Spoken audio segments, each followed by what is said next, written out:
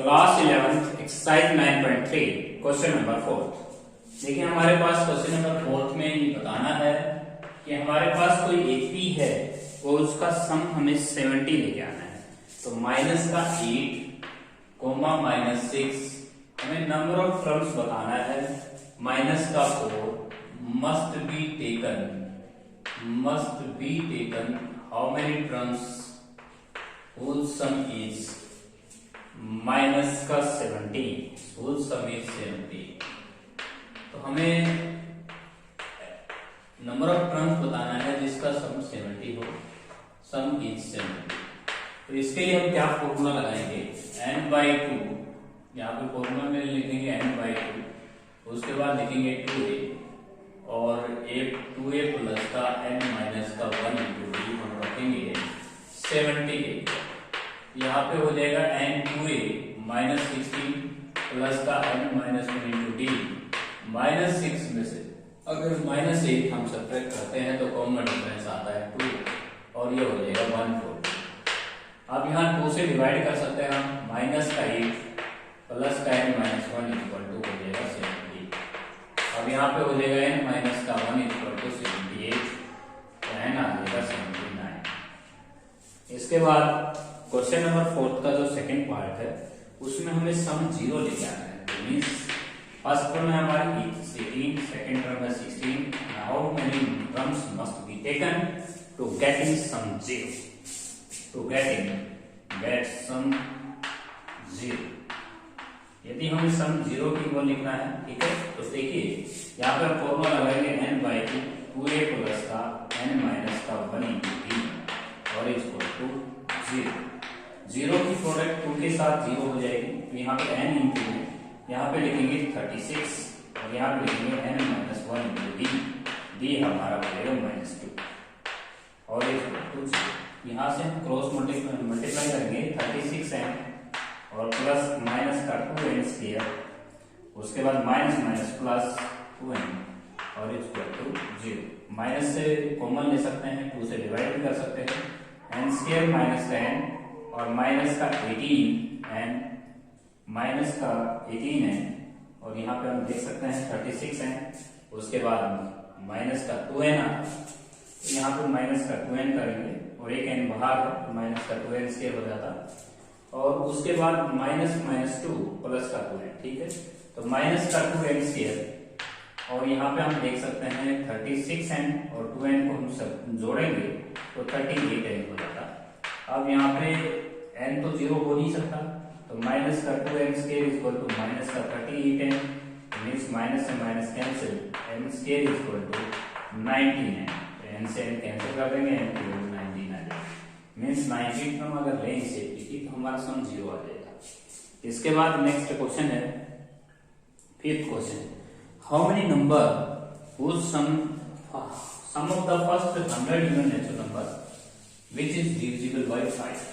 तो हमें 100 पहले 100 नेचुरल नंबर प्राप्त करने हैं, उनका सम प्राप्त करना है जो संख्या 5 से डिविजिबल होती है।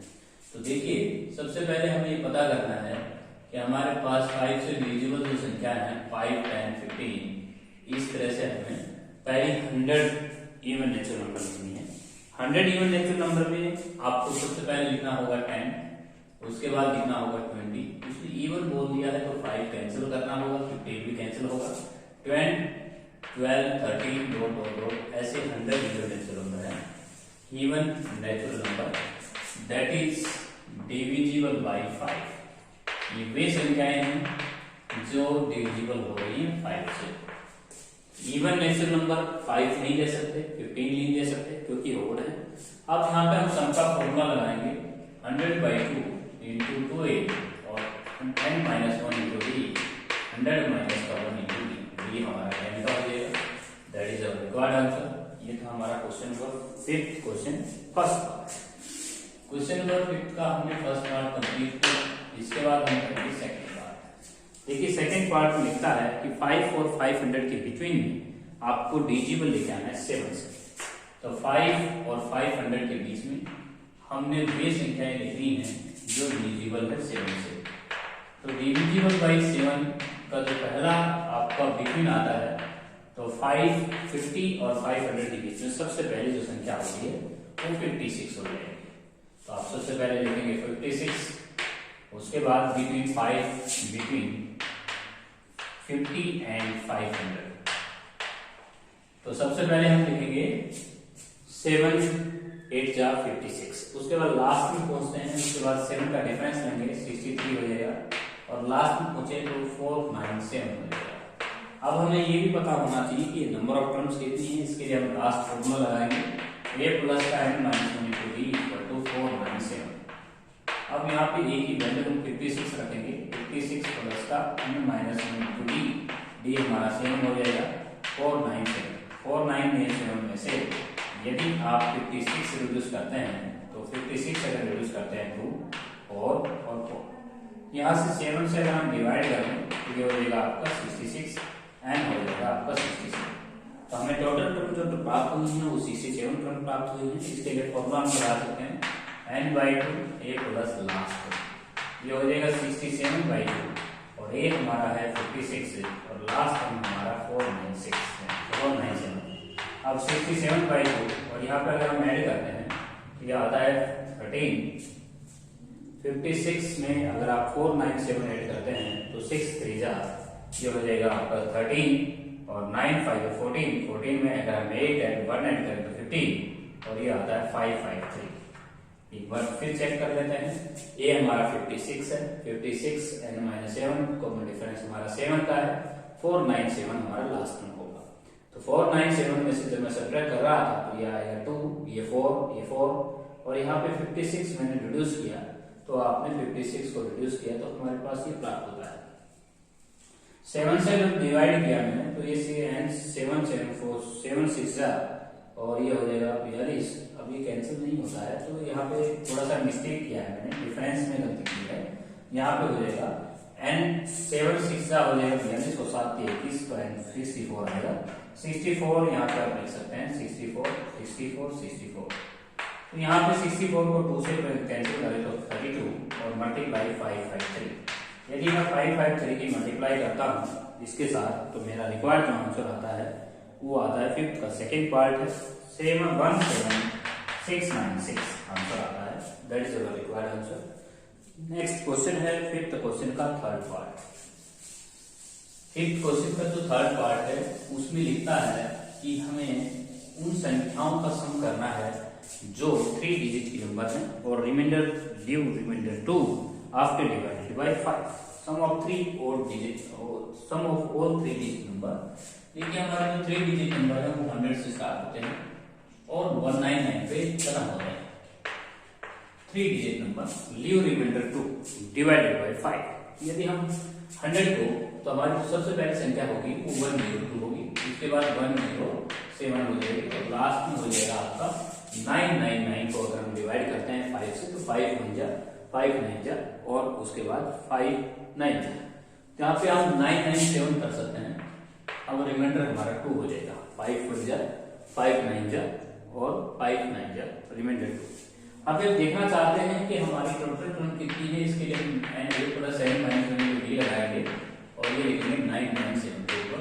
a हमारा है 102 और n माइनस का 1 इंटू डी, ये हमारा 5 का है और 997 में से यदि हम 2 सब्ट्रैक्ट करते हैं तो ये हमारा आता है 99895। तो 895 5 से डिविजिबल करेंगे ये आएगा 5 1 जा 3, 5 7 जा और 5 9 जा, तो n हो जाएगा 1।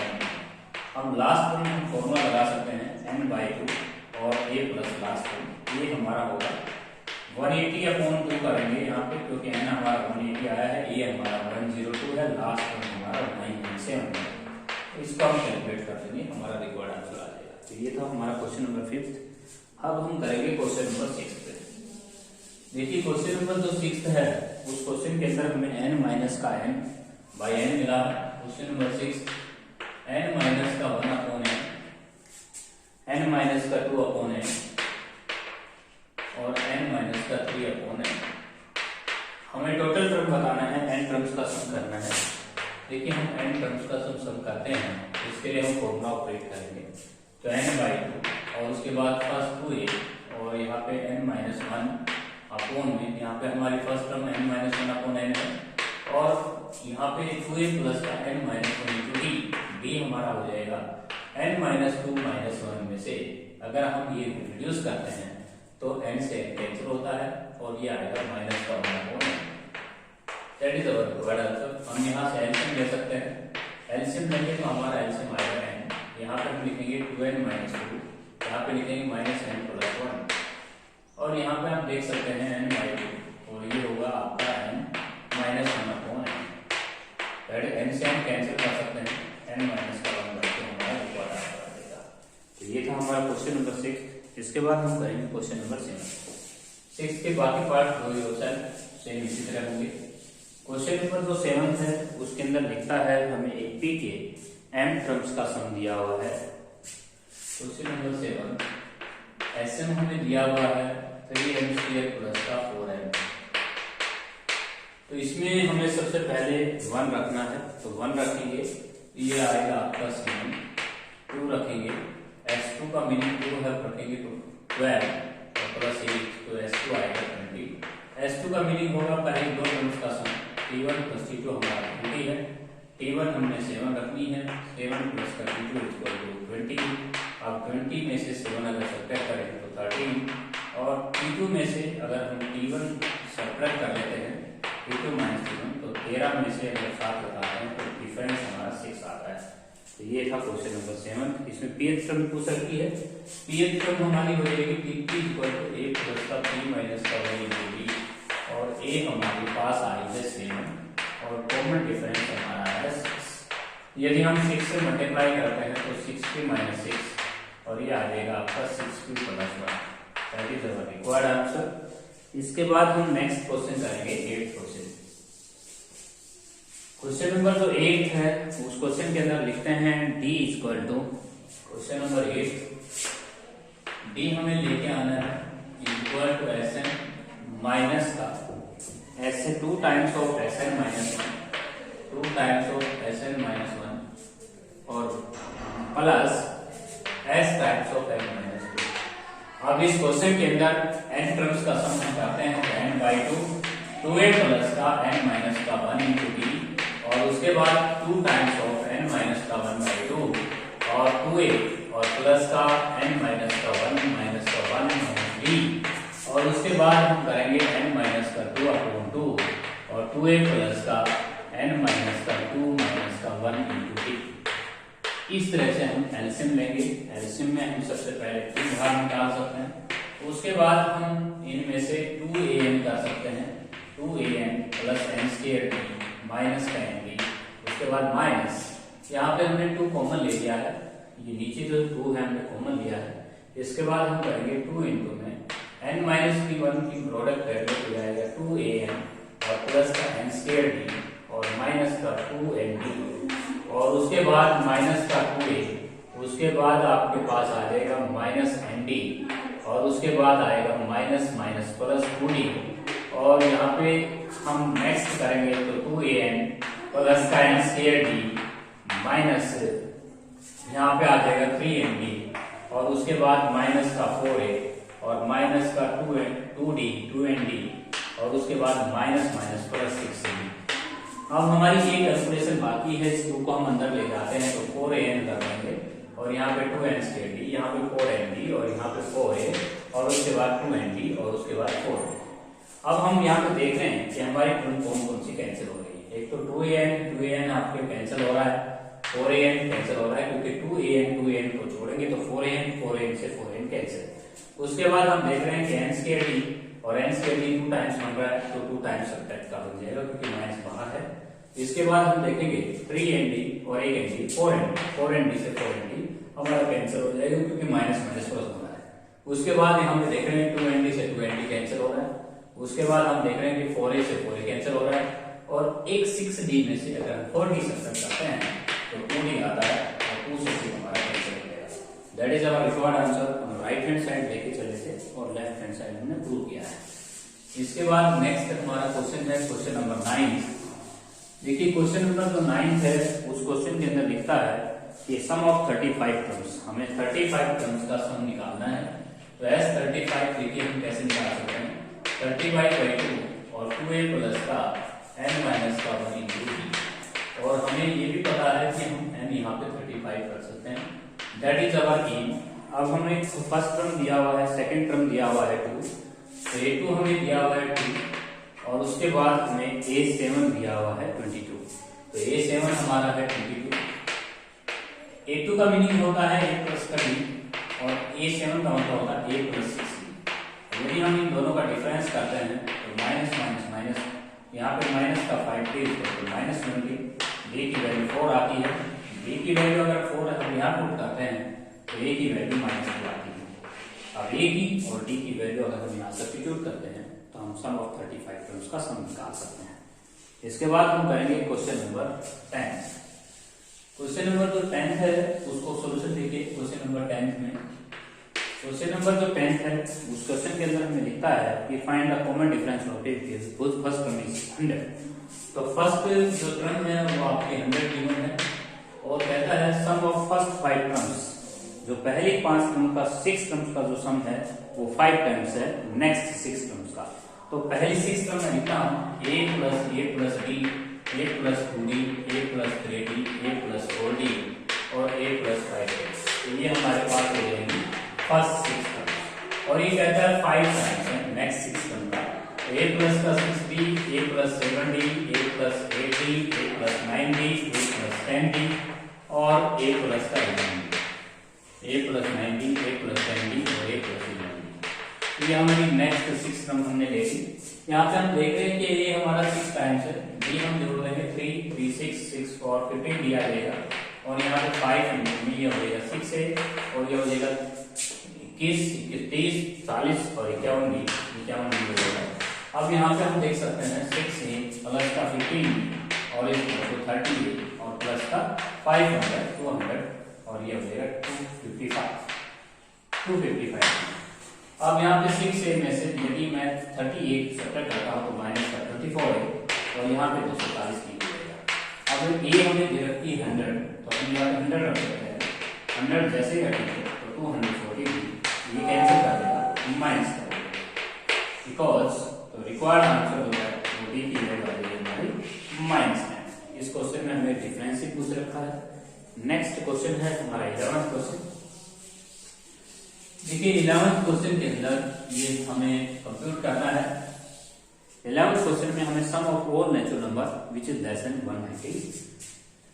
क्वेश्चन नंबर 11 है, हमें सबसे पहले 1 plus 2 plus 3 plus last term है 999 का सम निकालना है। ये फॉर्मूला हो जाएगा आपका n/2 a plus last term और यहाँ पे आप देख रहे हैं कि हमारे लास्ट टर्म जो है 99/2 है और यहाँ पे a प्लस 1/n 999 है और यहाँ पे 999/2 999 टर्म्स का हम सम करना चाहते हैं तो 1000 हो जाएगा। 1000 को 2 से कैंसिल करेंगे 500 2 0 5 9 40 5 9 4 ये हो जाएगा आपका 45 5 9 45 और यहाँ पे 4 5 9 45 45 में अगर हम 4 और जोड़ दें तो आपका हो जाएगा 9। तो ये हमारा सम हो जाएगा 1 से लेकिन 999 तक का सम होगा 49,000 4,99,500। इसके बाद हमें करना है sum of which is divisible by 2 जिनका सम जो है 2 से डिविजिबल वाले का सम करेंगे 2 प्लस का 4 प्लस का 6 प्लस का 2 और लास्ट में हम करेंगे 998 क्योंकि हमें 999 से लेस देन 1000 से नीचे का सम करना है। तो ये हो जाएगा आपका टोटल टर्म होगा ये आपका 499 और यहाँ पे 1 प्लस लास्ट टर्म हम लगा सकते हैं 998 ये हो जाएगा आपका 499 और ये हो जाएगा 1000/2 और इसको हम 2 से कैंसिल करेंगे तो 500 और ये हो जाएगा 20 5 9 जा और 5 9 जा 94 4 में तो आपका 24 हो जाएगा तो 2,49,500 सम बनता है।